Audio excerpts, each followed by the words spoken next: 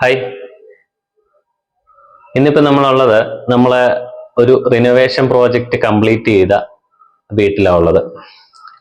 അപ്പൊ ഞാനിന്ന് വന്നത് ഈ റിനോവേഷൻ എന്ന് പറയുമ്പോൾ ജസ്റ്റ് 2 മുറി വെക്കുവോ അല്ലെങ്കിൽ എന്താ പറയുന്നേ വീട്ടിലെ സൗകര്യങ്ങൾ മാത്രം വർദ്ധിപ്പിക്കുകയല്ല ചെയ്യുന്നത്.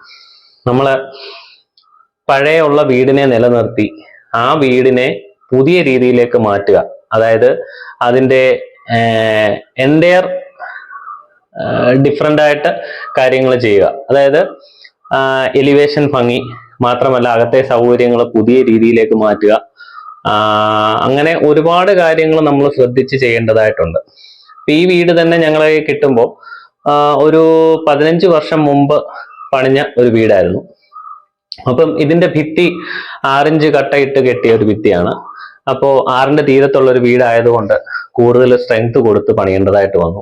അങ്ങനെ ഞങ്ങൾ ഇതിന്റെ ഒരു സ്ട്രക്ചറൽ ഡ്രോയിങ് ഉണ്ടാക്കി അതിന് പില്ലറും കാര്യങ്ങളും കോളത്തേലാണ് കോളം നമ്മൾ വീടിന് വെളിയിൽ കൂടെ അടിച്ച് അതിന് ബീമും കാര്യങ്ങളും കൊടുത്ത് രണ്ടാമത്തെ നില നല്ല സ്ട്രെങ്ത് ആയിട്ട് തന്നെ ഞങ്ങൾ പണിഞ്ഞ് അതിലെ സൗകര്യങ്ങൾ ഒട്ടും ചോർന്നു പോകാതെ തന്നെ അതിന്റെ ഭംഗി ചോർന്നു പോകാതെ തന്നെ ആദ്യം ഞങ്ങൾ വരച്ച് ഒരു 3D ഉണ്ടാക്കിയിരുന്നു. ആ 3Dയിൽ സെയിം അതേപോലെ തന്നെ ആക്കിയെടുക്കാനായിട്ട് സാധിച്ചു.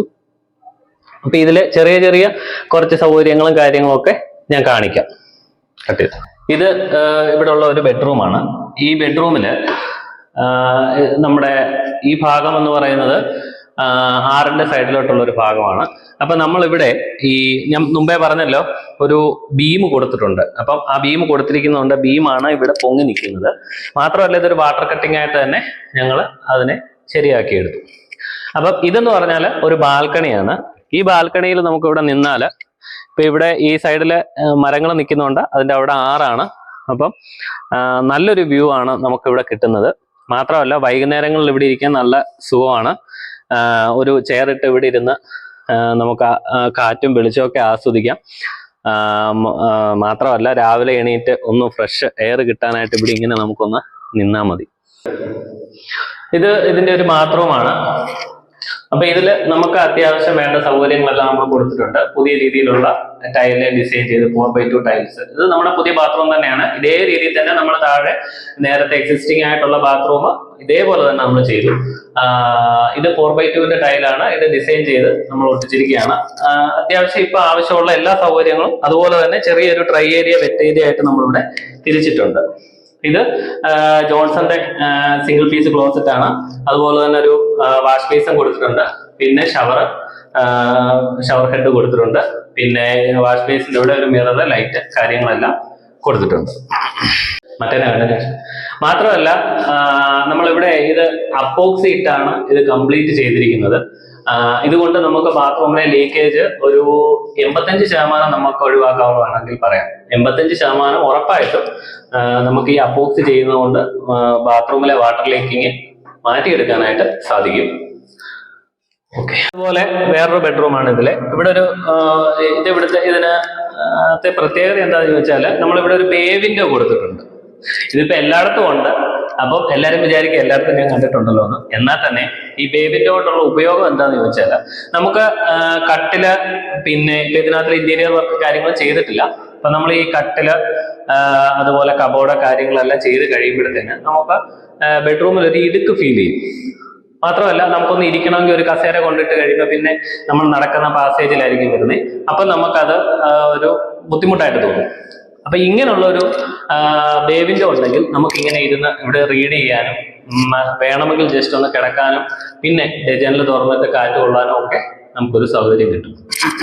അതുപോലെ തന്നെ നമ്മള് സ്റ്റെയർ, ഇവിടെ ഇങ്ങനെ ഒരു സ്റ്റെയർ ഇല്ലായിരുന്നു. നമ്മള് ഈ ഹാളിനകത്ത് നമ്മൾ ഇതുപോലെ തന്നെ സ്ലാബ് കട്ട് ചെയ്തു. സ്ലാബ് കട്ട് ചെയ്യാന്ന് പറഞ്ഞാൽ വെറുതെ ഇടിച്ചു പൊളിക്കുകയല്ല, വലിയ ഗ്രൈൻഡിങ് മെഷീൻ കൊണ്ടുവന്ന് കറക്റ്റ് അലുവ പീസിൽ നമ്മൾ കട്ട് ചെയ്തെടുക്കുക എന്ന് പറയും. അങ്ങനെ കട്ട് ചെയ്തെടുത്ത് യാതൊരു ഷേക്കും കാര്യങ്ങളും ഇല്ലാതെ കട്ട് ചെയ്തെടുത്തിട്ട് ഇങ്ങനെ ഒരു റൗണ്ട് ഷേപ്പിലാണ് ഇതിന്റെ ഹാൻഡ് റെയിൽ കൊണ്ടുവന്നിരിക്കുന്നത്. ഇതെല്ലാം GI പൈപ്പിലാണ് ചെയ്തിരിക്കുന്നത്. പിന്നെ നമ്മൾ സ്ട്രക്ചർ അടിച്ചിരിക്കുന്നതും 4x4 GI പൈപ്പിലാണ് അടിച്ചിരിക്കുന്നത്. എന്നിട്ട് അതിൽ തടി പാനൽ ചെയ്തെടുത്തിരിക്കുകയാണ്. ഇങ്ങനെ ഒരു സ്റ്റെയർ ഇവിടെ കൊണ്ടുവരാനായിട്ട് സാധിച്ചു.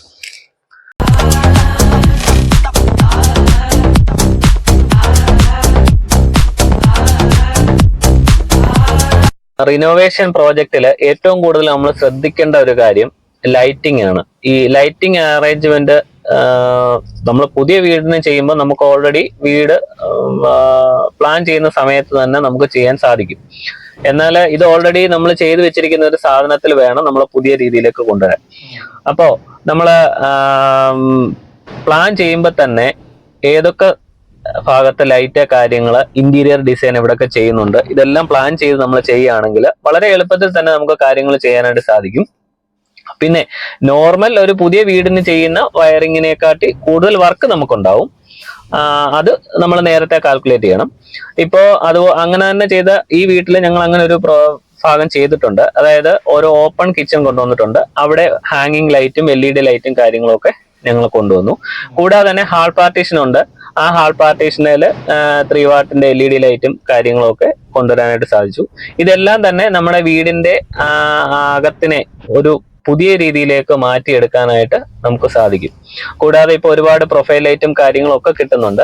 അപ്പം ഇതെല്ലാം തന്നെ നമ്മൾ ഉൾക്കൊള്ളിച്ച് ഒരു പ്രോജക്റ്റ് കംപ്ലീറ്റ് ചെയ്യുവാണെങ്കിൽ ആ പ്രോജക്റ്റിന് പുതിയൊരു വീടിനെക്കാട്ടി കൂടുതൽ ഭംഗി ആക്കി എടുക്കാനായിട്ട് സാധിക്കുമെന്ന്